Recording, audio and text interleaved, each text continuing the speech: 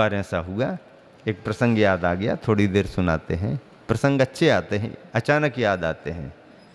गांव का मामला था और गांव में भोजन के लिए सभी को बुलाते हैं तो उसको पंगत कहते हैं। क्या कहते हैं? पंगत कहते हैं। उसमें जैन जैनेतर सभी आते हैं और जैन जैन की भी होती है, पूरे गांव की भी होती है। उसको सामूहिक भोज को पंगत कहते हैं। बैठ करके भोजन कराने की व्यवस्था रहती थी, परस परस करके भोजन कराने की व्यवस्था रहती थी।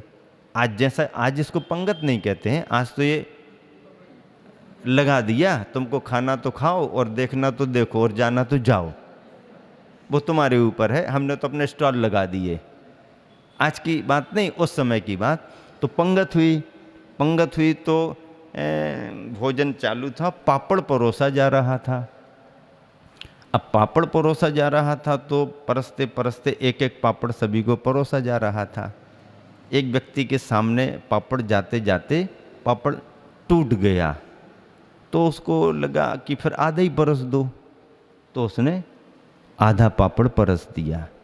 उसके मन में आ गया कि इसने जानबूझ करके हमारे को खंडित पापड़ परोसा है, बाकी सबको अखंड परसता आ रहा है, एक एक दिया, और इसने हमारे पास आते आते उसको पापड़ को तोड़ दिया और फिर परसा है। इसने कोई पुरानी बुराई वगैरह निकाली, सबके सामने हमारा अपमान कर दिया इसने। उसने ऐसा सोच लिया, उसको कुछ ख्याल ही नहीं है कि अखंड पापड़ और खंड पापड़ में इसको कोई विकल्प हो गया। वो तो परसते परसते चला गया। उसके मन में मान आ गया और इसने हमारा अपमान किया है। उसको भोजन करने में मन ही नहीं लगा, जैसे तैसे भोजन किया, छुट्टी कर दी। आदमी सामान्य था और सामान्य होने के कारण उसको ऐसी हीनता महसूस तो होती थी, क्योंकि सब लोग थोड़े बड़े बड़े बैठे थे, उसके बीच में वो बैठा था। तो उसके मन में क्या आ गया कि बाकी सब बड़े बड़े थे तो इसने अखंड परोसा, और मैं छोटा आदमी था ना, तो इसने चला करके हमको ऐसा ये किया है, चला करके किया है, हाँ ऐसा किया, अपमान किया हमारा। कोई बात नहीं, अब उसने गांठ बांध ली, आ गया, फ्री हो गया। अब उसके बाद उसने सोचा अब इसका बदला कैसे लें, इसका बदला कैसे लें, इसका बदला कैसे लें। तो उसने सोचा कि हम भी एक पंगत देंगे। अब उसकी क्षमता तो थी नहीं, तो उसने सोचा जैसे तैसे होगा, कर्जा लेकर के भी करना पड़ेगा, लेकिन इस आदमी से तो बदला लेना ही है।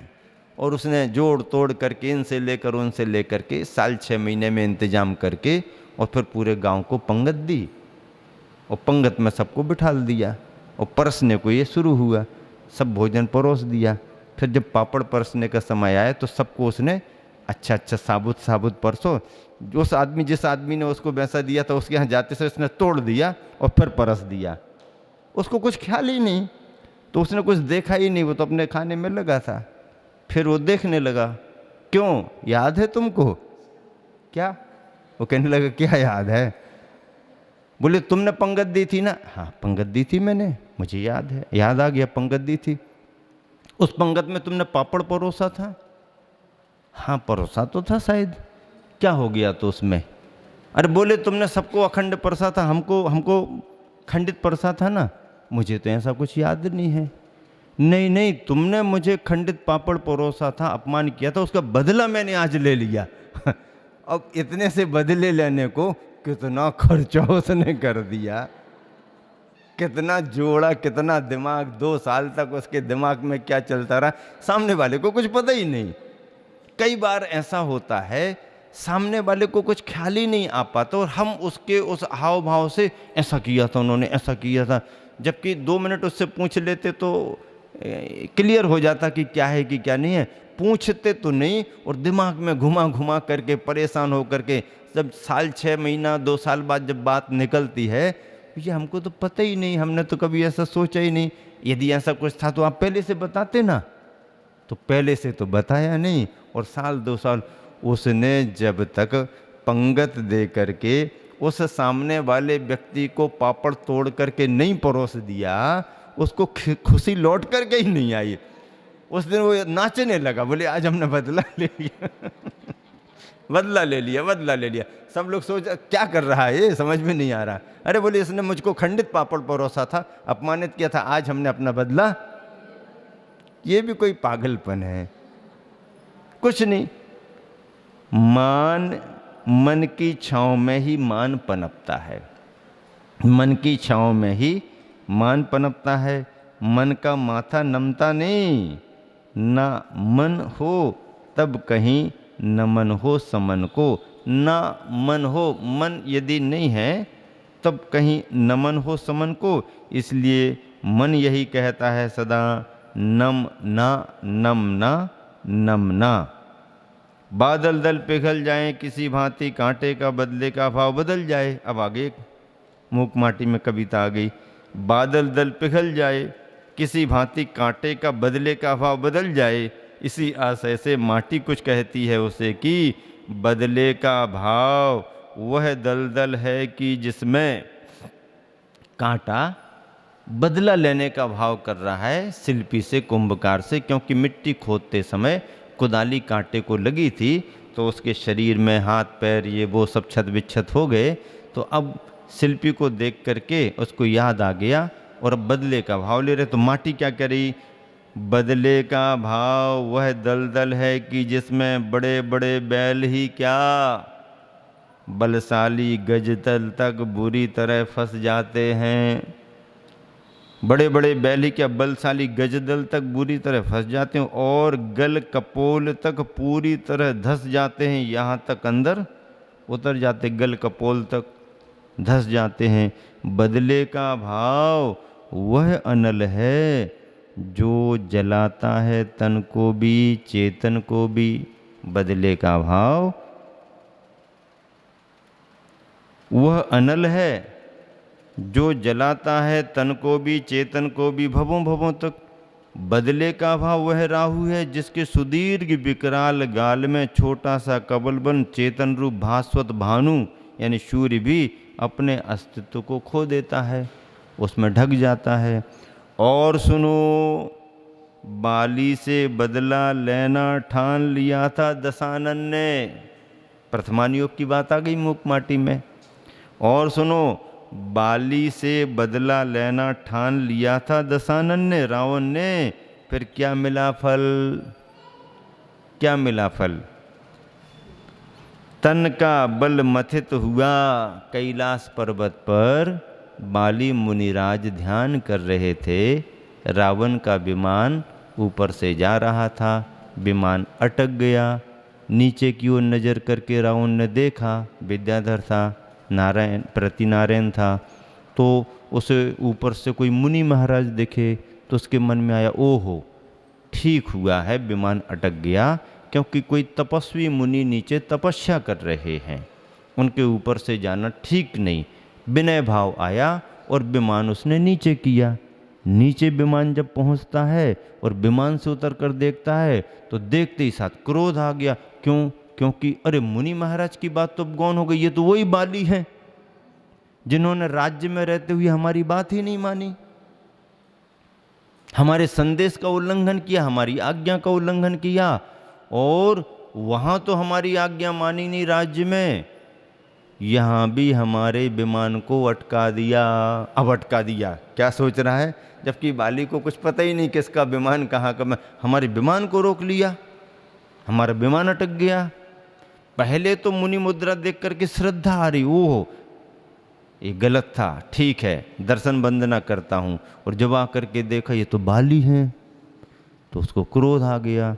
फिर उसने क्या किया, फिर उसने क्रोध में आ करके बाली मुनि महाराज से बदला लेने के लिए नीचे अंदर विद्याधर था तो कैलाश पर्वत के अंदर घुस करके और समूचे पहाड़ पर्वत को उठा करके ही समुद्र में फेंकना चाहा, खाई में फेंकना चाहा।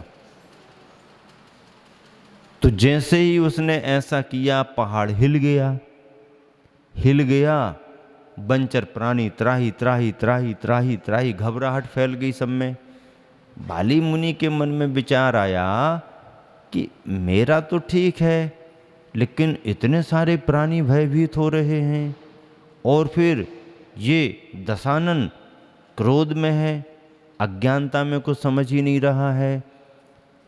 अष्टापद कैलाश पर्वत है, सिद्ध भूमि, इस पर इतने सारे जिनालय हैं, फिर ऐसा ना हो कि जिनालयों का भी विनाश हो। तो बाली मुनि ने थोड़ा सा पैर का अंगूठा थोड़ा सा दबाया, दबाया तो इतना भार पड़ा रावण पर कि रावण जोर से चिल्ला पड़ा, रोने को हो गया।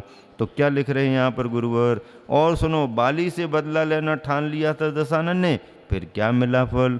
तन का बल मथित हुआ, मन का बल व्यथित हुआ और यश का बल पतित हुआ। यही हुआ ना, त्राही माम त्राही माम त्राही माम, यूं चिल्लाता हुआ राक्षस की ध्वनि में रो पड़ा। तभी से उसका नाम रावण पड़ा, तभी से उसका नाम रावण पड़ा। इस तरह से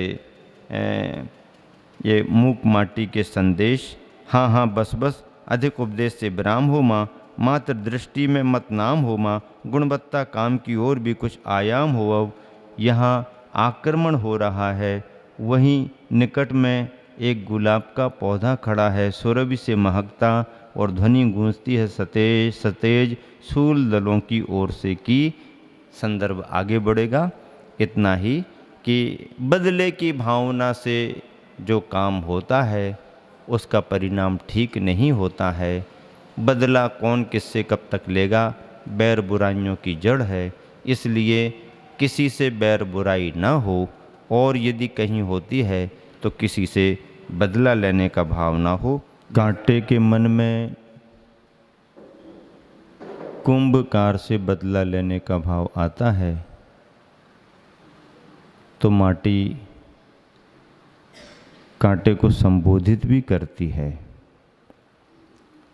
और वहाँ पर कुछ प्रसंग और घटित होता है, उसकी चर्चा यहाँ पर प्रारंभ हो रही है। हाँ हाँ बस बस, अधिक उपदेश से विराम हो माँ, मात्र दृष्टि में मत नाम हो माँ, गुणवत्ता काम की ओर भी कुछ आयाम हो। अब यहाँ आक्रमण हो रहा है, वहीं निकट में एक गुलाब का पौधा खड़ा है, सुरभि से महकता, और ध्वनि गूंजती है सतेज शूल दलों की ओर से। की इस बात को हम स्वीकार करते हैं कि दूसरों की पीड़ा सल्ले में हम निमित्त अवश्य हैं। कांटों की तरफ से आवाज़ आ रही है, गुलाब का पौधा है, फूल भी लगे हैं, कांटे बहुत लगे हैं, उन कांटों की तरफ से आवाज़ आ रही है। क्या आवाज़ आ रही है?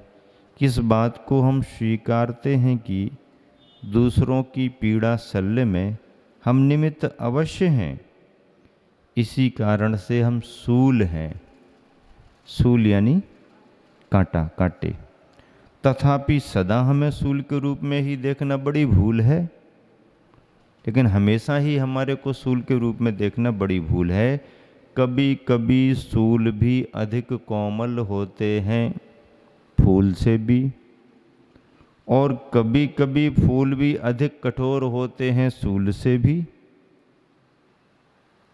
अब ये समय की बात आ गई। कभी कभी सूल भी कोमल बन जाते हैं फूल जैसे, और कभी कभी कोमल कोमल फूल भी कठोर कठोर कांटे जैसे सूल जैसे भी हो जाते हैं। मृदु मांसल गालों से हमें छू लेती है फूली पुष्पावली, वह इस कठिन चुभन से उस मृदुता की कली कली खिल उठती है। एक अपूर्व सुख शांति संवेदित हो खेलती है उसमें। फिर तुम ही बताओ, हम सूल कहाँ रहे, बेफूल कहाँ रहे। उस वासना की क्रीड़ा ने हम पर आक्रमण किया है, हमारी उपासना को बड़ी पीड़ा पहुंचाई है। फिर भी क्या वह फूल सूल नहीं है? लगता है कि दृष्टि में कहीं धूल पड़ी है। हमें अपने शील स्वभाव से च्युत करने का प्रयास करती हैं। ललित लताएं ये हमसे आ लिपटती हैं, खुलकर आलिंगित होती हैं, तथापि हम सूलों की शील छवि विगलित विचलित न होती।